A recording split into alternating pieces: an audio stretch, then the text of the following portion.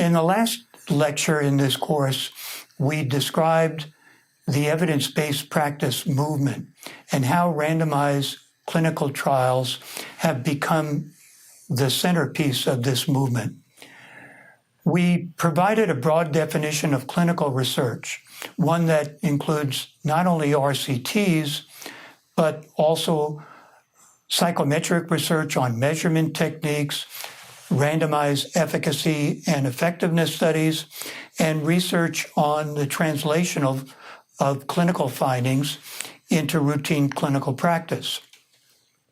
To illustrate the growth of clinical research in addiction treatment, we used SBIRT as an example of how clinical research has provided the evidence base for screening and brief intervention programs around the world.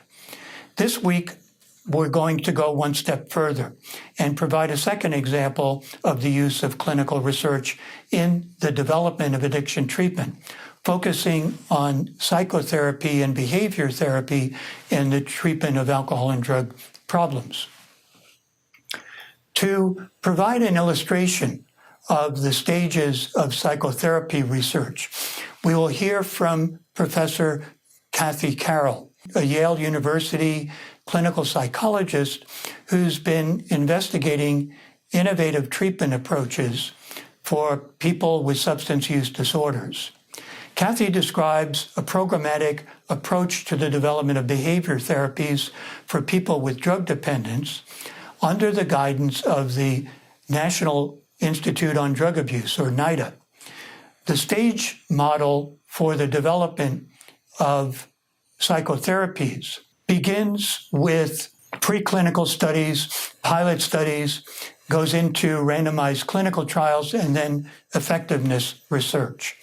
And the effectiveness research is followed by research on translating the results of treatments that have been found to be efficacious and effective. Kathy will also provide an example of how computer-facilitated delivery of new treatments may provide a new way to expedite translation of research into practice. So let's get started.